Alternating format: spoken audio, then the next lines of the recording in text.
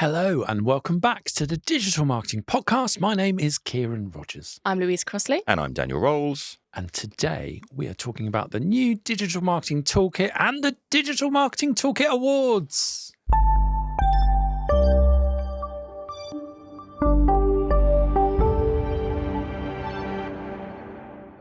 Okay, so you will be aware that we do the Digital Marketing Toolkit. And you're probably aware of the awards as well and sick to the back teeth of them now. If you're not someone that's entered or has been voting, so I don't want to hear about this anymore. So if you're watching this on YouTube, you will notice 10 beautiful awards on the desk in front of it. If you are listening to this, I'll describe them for you. They're very beautiful. Basically, we're going to announce the winners at the end of the podcast, but we pushed it to the end. So if you're interested, you can hang on and listen. If you're not, you don't have to. But what we've also done is the toolkit itself, it's PDF. I mean, it sounds like the Digital Marketing Toolkit sounds amazing, but it's a downloadable PDF. It is wildly popular, and we do put a lot of effort into it, and it gets updated regularly. However, we wanted to extend that a little bit. So what we've actually done is built out a kind of interactive site now where you can drill into the different topic areas and all those kind of things as well. So if you go to targetinternet.com/toolkit, you can download the PDF. There's a latest updated version of it, but also you've got the interactive version now as well. And we're going to be using that as a repository for adding and taking away the tools. But while we're here talking about tools, I wanted to talk about this whole kind of topic because my feeling has been tool overwhelm a little bit, because we've been doing the awards, so we've been talking about them a lot, but I was trying to look at my own usage of all this stuff as well. And the reality is that we had a bit of a shift in the business where the bank changed everyone's credit cards. Now, invariably, you'd kind of find a new tool. You go, that looks all right. I'll subscribe to that and I'll kind of use it. And because we changed all the credit card numbers, all the subscriptions became invalid after kind of 30 days or so. And it was really interesting that something like 60% of the tools we had subscriptions to, we didn't renew because we just weren't really actually using them. Well, you thought I was using them. I thought you were, or Louise was using them. You're right, there you go. Louise assumed somebody was using them. That's it. Right. And that's the risk. And it might only be that one's $25 a month or that's $30 a month. It really does add up pretty quickly, even for a successful business. So I think that consolidation is quite an interesting idea. And I mentioned this story to someone else. And she said, my FD changes our credit card numbers once every 6 months on purpose for that exact reason. So that was quite an interesting tactic. Really Well, we say now, don't we, if you've not used it in like 3 months. Get rid of it. You don't use it. Yeah, can it? You don't use it. So, this is the problem with being a marketer, right? It's like you read something or you see something and you think, I'm going to do that. That's a great idea, okay? And your intention is good because you think, I know I should be doing this. I should use that keyword research tool. I should explore my content, work out how I should expand it. That's a brilliant tool for doing it. It's like a January gym membership, isn't it? It's very much the same thing, right? Very much the same thing. That's a very good point.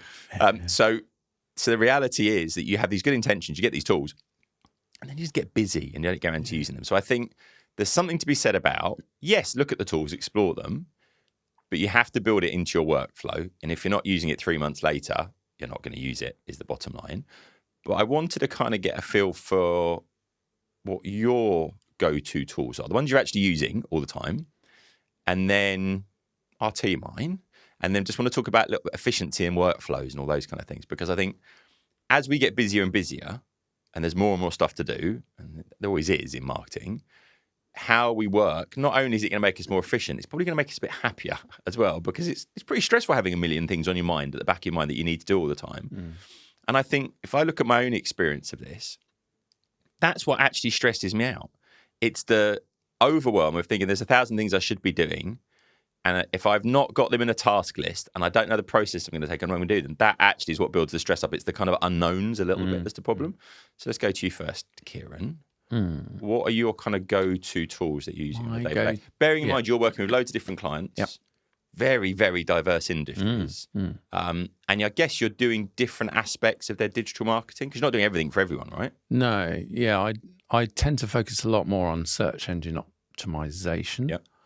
Conversion rate optimization as well? Yeah, I do a lot of that. And at the moment, tools like Clarity fab for So that's converting. Microsoft Clarity for Microsoft screen Clarity, recording. just because it's free, so you don't have to get additional sign-off from client on expenses with it all and stuff. And normally once they've seen the report, and actually I've converted quite a few people from paid-for tools into that, because it does everything we want. So how are you using it? Are you looking at individual recordings, or are you looking at heat maps? Both. Are you looking at what? Yeah, it depends. Like you need both really to delve in and go, well, is there a problem here? Like the filters on it are amazing. Okay. So when talk us through what you can do. Okay, so you can filter down really granular. So I only want recordings from people in London using, this version of this browser on this device, right? And it will give you those recordings, and then you can really see, like, is there a problem there? Like, is it bugging out? Actually, if you drill down into reports, you do get references to errors and stuff that you don't actually see in the recording. So that's super useful to hand over to developers. So from a conversion rate optimization point of view, it's a pretty good. Yeah. And the other one I'm using a lot at the moment is VWO, Visual Website Optimizer. Yeah, so this is one of the first three tools that, because they're discontinuing Google Optimize. It's discontinued now. Yeah, right. September. Yeah. Okay, yeah. And those are the first three they mentioned, but they said they're going to use other tools as well. Yeah. But that one's got a free tier, right? Well, that's why I chose it, because all of these types of tools are very expensive. So this is very much, if you ever used Google Experiments, which then became Google Optimize, it's very much that, really. What I tend to run very simple A/B tests. And some of these tools, what you can do is you can use in their WYSIWYG tool, redesign elements of your web page. I don't like doing that. Right. I'd far rather create two separate versions in HTML and then test on those. But actually, the gains you get are phenomenal. We like redesigning a particular landing page. We were able, for one client, to increase the conversion rate from 3% to 7%. I mean, that's pretty bonkers. That is, and this is a multi-million-pound turnover business. So that was like off the charts good.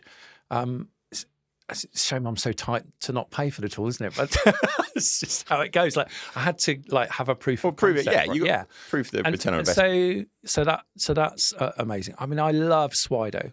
See what you do online. It's such a good dashboarding tool, right?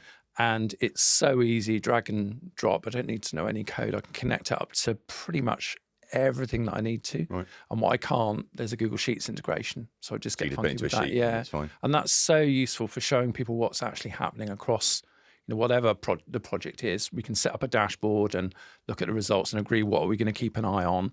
And then that's just churns that out weekly or monthly or annually or however you want. It's so good. Right. My big bugbear of tools is keyword research tools, because there are so many. Yeah. So what are you using? Honestly, the keyword research tools have an Achilles heel, I think, and they just give you too much. And before you know it, you can't see the wood for the trees. Like, it's great that you can flood me with keywords, through every orifice in my world, but that's not what I want. If I'm doing keyword research, I just want to hone in on whatever I'm focused on for that particular project. And that's the secret with good keyword research. Don't go too broad, because you just get lost unless you've got a really big team to action it all. So just focus on small clusters at a time. So maybe 10 to 15 keywords that have got good traffic. And I still use Google, a combination of Google and Keywords Everywhere for that. Although I've got access to loads of keyword tools, you just like slap in the keyword and it gives you lists of, from every angle. See, one that you showed me that was quite good was keywordtool.io. Yeah, that's really good. What I like about that one is it enables. So I'll always go to that when I want to look at specific keyword research on Google or on YouTube or on Amazon. Right. Increasingly very different things. Wanted to do that. But they have now made a pro version, and the free version is very limited. And if you want the pro version, it's quite a high price point. It is, but you see the value in understanding keyword landscapes is massive. Well, Keywords Everywhere changed as well, didn't it? Because that's one of my go-tos, Keywords Everywhere, because I'm using it forever. More, I'm demoing it to people and trying to make a point about. But they've changed that, so it's like $12 a year now. Yeah, which is actually amazing value. It's really great. So it used to be credits, I think. Yeah. You'd buy your credit. Yeah, I think it probably, if you use it a lot, it probably works out better. To give them their due, the only reason they had to charge for it is because they're using Google's keyword. And they're getting charged for it. And they're being charged for it. So literally the low cost, I think they're just passing those costs on. So this was the one you said about overwhelm as well. SEMrush and things like that don't just do keyword research. They'll do social media stuff. They do stuff, AI writing tools and all those kind of things. They are brilliant. Yeah. But it is, I find it pretty overwhelming as well. And the problem is that you're getting value from some bits of it, but then you look at all this other stuff, well, I'm not using that, so I'm not getting value, which is kind of unfair on the tool. Yeah. But I think that's the challenge, is that it can be a little bit overwhelming, some of these tools, the amount of different things they do as well, and you've got to be kind of taking advantage of that. To give them their due, they all have brilliant learning platforms. SEMrush particularly, But companies buy the tool and do not allow for the time to do that. It's like, when you're going to squeeze that in? No, the culture of learning it piece. is, and it's like such a shame. Just make an appointment, make a meeting that people using the tool have to attend, and their job in that meeting is not to have a meeting, but to go and learn how to do some stuff and come together and like talk about it. It's so much better. The Google thing, they do the G2G, the Googler to Googler, which is basically anyone can teach anybody anything, whether it's basket weaving or going through and teaching how to use a tool. But the point being is then you're kind of upvoted or downvoted, but it's part of your quarterly review process that look at how much internal teaching you're doing, how much knowledge transfer have you been doing. So that becomes really important. So I think, knowing how to use these tools and getting to learn from each other. I mean, you guys do this. You're forever kind of teaching Louise how to look. Louise teaches me things. I teach Louise things. Great. It's really, really good. My favourite place to learn is an arts cafe that have great coffee and fabulous cake and a good Wi-Fi connection. Why don't you just sit there and do it in there? Just make a meeting for myself there and do it there. There's something quite chilling about, like really relaxing about just a hubbub of people having coffee and chatting. You can just zone out and disappear off into your own little world. And that's what I do. See, I would find that difficult to learn. Would you? Yeah, background noise and those kind of things. I kind of like Yeah, I like silence. a bit of ambient music or silence. Oh, we can have that as well. Yeah. So anyway, each their own.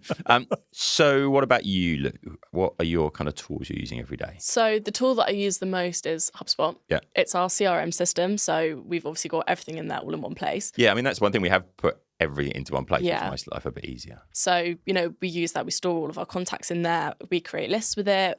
We use our automations, send out marketing emails, and I use it as a social media scheduling tool as well. What was interesting is there's a lot of, we're going to do a separate episode on Inbound, the HubSpot conference, but there's a lot of discussion about third-party cookies and then the move to first-party data, i.e. collecting data through your own website. And that thing of having one tool to rule them all and having all your data in one place, there is a big advantage from a first-party data kind of point of view as well. Yeah. So that makes a big difference. And then even stuff like landing pages, and then we use like sliding call to actions through that. And then obviously all of your data is all integrated. Their call to actions got a lot better. So that's made a big difference. Yeah. That was always a bugbear of mine as well. Anything else that you're using a lot? Yeah, so Canva's a big one for me for like obviously creating social media posts when you don't want to use like Illustrator, InDesign, Photoshop. It's obviously really easy to use and everyone's a big fan of Canva. SEO Minion is a Google Chrome plugin, which I use quite a lot because I'm constantly uploading resources onto the website. So podcasts, articles, videos, and it's really good to just do sort of a once-over check once you've published it, and it checks for broken links. It checks all your meta tags, your descriptions, your titles. It also checks like where you're positioned in the search results for your keywords. Right. I mean, this is interesting because this is a workflow thing, right? Because you're doing so many different things, right? So we'll create a podcast. You're then creating the landing page that you're doing all the social media posts, you're doing the video excerpts, you're uploading notes. So there's a lot of things that you can miss if you're not careful. And I think that's a really smart thing. I've never done this. Not building in an SEO check. You post them and go, have I missed anything as I've kind of done it? You actually showed me. Yeah, definitely. So that tool, SEO Minion, is actually made by Keywords Everywhere. And actually, interestingly, unless they're integrated now, aren't they? Yeah, they are integrated. So unless you've got the credits, it doesn't do a lot, which is quite frustrating. Right. But it's a thing, and we use both anyway. But yeah, it does make a difference, doesn't it? Yeah. Just shows my and they're all just detail. in a list. So check what you do. I can't believe such a thing. The thing is, you're not working at that level because you've got us to do that, right? So it's like, it doesn't surprise. Well, I do it now and again, and I normally ruin something when I do it, and then get told, why are you doing that? You shouldn't be doing it. So but then it just becomes a habit as well. So you just, you publish a bit of content, you automatically go to it, and you just go down the list. That's great. I think that process piece is so important because it removes the stress from a lot of this stuff as well. Yeah. So I think this workflow thing is something then to come to and talk about a little bit as well, because, and this for me is as much about therapy as about anything else. So this has always been a big point. Email was always a big overwhelm point for me. Yeah. And I would, every sixth episode would go, it's driving me mad again. But I've somehow cracked it a couple of years ago. It's just like pretty much email, not zero. I suspected you might have cracked it because you don't rant about it anymore. No, and I think the team got bigger and I just offloaded more and more of the stuff that I did, so I just get less emails. Maybe that's it. So maybe there's a bit of cheating in there, but actually, really obvious stuff. of like, I have a task list. So we've got a few different systems. We've got ClickUp that we use. Yep. Not everyone in the team seems to love it. Apart from everyone uses it apart from Daniel. apart from me, right? It's so bad. And I've got these lists and lists and lists of things in there, and I'm like, I haven't even looked at it. And our managing director just looks at me with despair with this whole thing. But what I do, I will go in there, and then I will go through and put them into a task list on my Mac. Your Mac has got the task list thing built in, and I will kind of work from there. But then I've got a book. And actually, what the book does is for me to write down what are the 3 things I'm going to have to get done today for this to have been a useful day. And it's a great. I'll put the link in. Point. Yeah, and I'll put the link into the show notes, because what it also has is like, how are you going to balance today out? And what that's really saying is like, it's not just about work. And I kind of am bad at that. I'm like, if I haven't ticked off 100 things on my task list by the end of the day, I feel like I've just failed in the day. And it's kind of like, you've been for a walk. If you've been for a swim, have you done something else to kind of sort yourself out? Because I'm more efficient when I'm a bit more relaxed as well. So I think that becomes quite important. So, and the art of writing it down made a big difference to me as well. And then I could kind of scratch it out, which was quite satisfying. Yeah, I've got a book, like a task book. Yeah. It's ready printed with lots of tick boxes and lots of lines. And that's where the actual stuff I do gets focused. Because I think for me, I've got so many different incoming. I can't use email like I used to. Because I've got about 15 different email accounts. Of course you have, yeah. And it got to the stage now where I've said, if it's urgent, SMS or WhatsApp me. Yeah. Because that's my, what I find is you can't have too many open channels at once, or you just get distracted too much. So that's like, for me, my clients, that's like the bat phone. Right, yeah. But no, I think that's a good point. And that works. This is why I'm always suspicious of SMS marketing, right? Of messenger marketing, because it's a priority channel. If you get, whether it's on WhatsApp or SMS or whatever it might be, you're going to look at it because you're thinking friends, family, that kind of stuff. And if it's marketing, I'm really irritated by it. Unless it's like, don't forget your physio appointment, don't forget your doctor's appointment and stuff like that. So I would always be cautious of how you use it. Reminders, it's kind of okay as well. What's interesting for me is this task book that I use has got a section for work. It's got the stuff like how you're going to balance your day out, but it's also got a journaling kind of section, which you just go through and now that could be work or personal, but it's like, what's going on? And actually what I found is when I'm getting that overwhelm, writing down where I am with things, how I'm feeling about it and things like that makes a huge difference. So we've gone from digital marketing tools to mental health therapy, but the reality is that actually that makes me loads more efficient. And this whole efficiency thing has become something I've been really focusing on, just because, everyone's obsessed with morning routines. What do the morning routines of the rich and famous look like? Oh, I get up at 2:30 in the morning and I... Fresh lemon water. Yeah, and all, et cetera, right? And it's like, that's all good. And I totally get a routine does kind of help with that kind of thing. What does one do with fresh lemon water? Drink it. What? Shower in it or anything like that. I don't know. This is new to me. Yeah. That's why we smell so lemony and you don't, right? So I think that's part of it. And as a marketer, overwhelm is always an issue because it's all changing. There's always too much to do. Yeah. So actually building in that workflow becomes really important. So I think, I'd be interested to hear other people's as well. So as normal, targetinternet.com/podcast, you'll find the show notes of all of these tools and things. But also we want to hear your working processes. How have you kind of cracked this stuff and what works for you and what doesn't work for you? Send us your to-do lists and we'll grade them on how crazy they are. Yeah. Kieran will. You want to see the one in ClickUp that I own. I don't want to add to my task list that I've got to rate other people's tasks list, Kieran. This is a terrible thing. So let's get to it. So go and have a look at the new toolkit, targetinternet.com/toolkit. But we have the Digital Marketing Toolkit Awards to announce. Yay!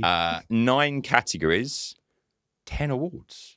We've got an extra award. We've got an extra one for a kind of specially commended judge's choice. Cheeky bonus. Yeah, exactly that as well. So I will go through the categories and I will ask you guys who the winner are. The trophies are all sitting here in front of us at the moment. They will be mailed out if you've won. So we'll be getting in contact with you and we'll be mailing these out to you. So you can put them on your side or take pictures, whatever you want to do as well. So let's start with analytics. So Kieran, who was the winner for analytics? The winner for analytics was funnel.io. Fantastic. Okay. I think that was one that you talked to me about in the first place, wasn't it? Yeah. So congratulations, funnel.io. Artificial intelligence. I guess this was always going to happen. And I was kind of pleased and kind of disappointed. But Louise, tell us who the winner for artificial intelligence has got the most votes from it, and these are user voted awards. Don't forget, we haven't selected these because we want this company to promote us or anything like that. Yeah, so the winner is ChatGPT. I think ChatGPT might be a bit busy right now to go, wow, the Digital Marketing Toolkit Award. I mean, I'd like to think. What we need to do is hire a mariachi band to deliver announce and deliver it. It'd be brilliant. Right, I'm going to set us a challenge. Could we do that? That we're going to try and get someone from OpenAI to receive this award. We're going to have to find some original. We're going to test our marketing skills. With your mariachi band. Okay, mariachi band if it is. That's fine. We'll do that if you think that'll work. Let's move swiftly on. Content. This is good. Tell us about this one actually, Louise, because you've just literally mentioned this tool. Yeah, so the winner for content is Canva. It is a brilliant tool. What I didn't realize, when you got into the Teams version, you can upload your own branding. You have your brand toolkits. It does really well. We rebranded and it's kept us on brand because I was quite bad at kind of going off at like brand tangents, I think we should say. So yeah, really, really good. The next one I'm going to announce myself, if you don't mind, because the data insights and blogs, I was at Inbound and they had a stand. And I thought, well, I'm going to go and ask them who we should send the award to. And then I thought, if I tell them that, they're going to know that they've won an award. So I spent 3 days walking, thinking, but how am I going to approach this without them working out how I'm going to... What did you do? Well, I just told them in the end, pretty much. So what happened? So the winner, by the way, is SimilarWeb. So if you haven't looked at SimilarWeb, it allows you to get, amongst other things, analytics for other people's websites. So it's good for benchmarking. But the conference had gone on for like 3 days, and Inbound's a big thing, and they all start shutting down at the end because there's the big keynote at the end, which was Reese Witherspoon in this particular case. And I walked up to them. They were obviously exhausted. They've been working for like 3 days. Oh, hi, yeah. I do a podcast, and you could just see their faces going, oh, good God, not another podcast. And you've won an award. And then you can see them going, oh, he wants some money for something. I can see he's going to try and get us to buy something. So there was very suspicious. And it was really marked because there was one guy who was like, wow, that's absolutely fantastic. What a great way to end the conference. He was a really, really lovely guy. And I was like, he gave me some. And the other person was like, yeah, just speak to this person.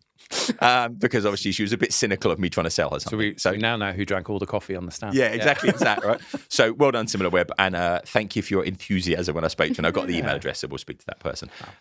The next one, and I'm pleased about this, email automation and personalization. Kieran, tell us who the winner is. Nutshell. Okay, so Nutshell engaged with us a lot, and they got everyone voting. And I think this is the thing for next time, if you're looking at this, is that Nutshell could beat something like Salesforce or HubSpot and stuff like that just because they got people behind it to vote for it and to kind of submit things as well. And because obviously they're brilliant. And because it's a great tool. Yeah, exactly that. Exactly that. Mobile, I guess, Kieran, you should this one because this is one that you're always using. I use it a lot, Bitly. Yeah, and I guess I always have this thing with mobile marketing. I'm like, it's not a thing. Mobile marketing isn't a thing. And then I wrote a book called Mobile Marketing, so slightly cynical, but it's such a good It tool. is that connection. And I'm going to give it a little bit of a plug because recently I've started using the Pro version for one of my clients. Is that because it's got QR codes in it? Yeah. Oh, he's backed in QR codes. It's only been a 10-year journey. But the other thing that we were able to do was to register our own shortened on-brand URL. And it's made such a difference. Like it's really, really and so useful, especially for any situation where you want to hide all of the spurious tracking code, which does look ugly, let's face it. Yeah, right. Yeah, and what I love is that I've now got the ability to push stuff through to that, and then I get the Bitly analytics on it. And again, it's so much easier just to pull it off of Bitly than it is to dig into GA4, run all the necessary filters that you now need to do to get down to one specific. We use it. Set. Yeah, it's good. I use this for selling. So I use it for send out an individual email or LinkedIn message to someone, and I want to know if they've opened it or not. So I'll just keep an eye on it, and when they do, then that's the right time to send a follow-up message. So that it can be great for that as well. So congratulations. Online advertising, Louise, who's the winner there? The winner is WordStream. So congratulations, WordStream. Great website. Really, really good. They're going kind of from strength to strength all the time as well. So many good free tools as well. Like if you haven't checked out their free tool. Search. We were just mentioning this one. Who's the winner for Search, Kieran? Is SEMrush. Yeah. So I was Googling, how do you say, there's loads of people say, how do you say SEM? No, it's SEMrush. And then people go, no, it's SEMrush. SEMrush. Big argument online about which one it should be. Yeah. But I'm going to SEMrush. I'm happy with that. They can tell us they've won the award. It's their company. I remember you getting very upset that I mentioned Earls. And you're like, it's a URL. Yeah. Why do you say Earl? Yeah, that sounds like a name. My name is Earl. Yeah, I know, it is. That's why I quite liked it. Okay, fair enough. Social media. I'm pleased about this one because they're a partner of ours, and we're interviewing their marketing director in a few weeks. So it's quite good timing. So the winner of social media is Louise Hootsuite. Hootsuite. Okay, so we have to make the caveat: we are their EMEA training partner. But this was a public vote, so and the nominations were as well. So that's our 9 awards. They're the 9 categories. Congratulations, everyone! And we have an extra.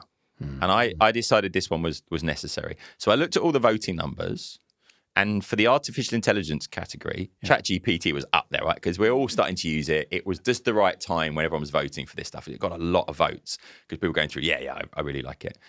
iQuant, which was the artificial intelligence eye tracking tool, these guys have been engaging with us for ages, and they pushed this out to their audience and those kind of things as well. And they got almost as many votes as ChatGPT, which is quite an achievement in its own right. So the Judges' Choice Award is going to iQuant. So congratulations to everyone at iQuant. We think you did amazingly well, and it's a great tool, and loads of people are voting. And actually, all our audience have kind of engaged with the tool loads as well. Yeah. So those are the winners of the Digital Marketing Toolkit Awards. If you're sick of this, that's it. It's done for another year. So you don't have to listen to it anymore. Until next year. Until next year. And if you're not sick of it, there'll be another one next year. So that's great. So we'll be mailing these out to people. But any of the tools we talked about today, targetinternet.com/podcast.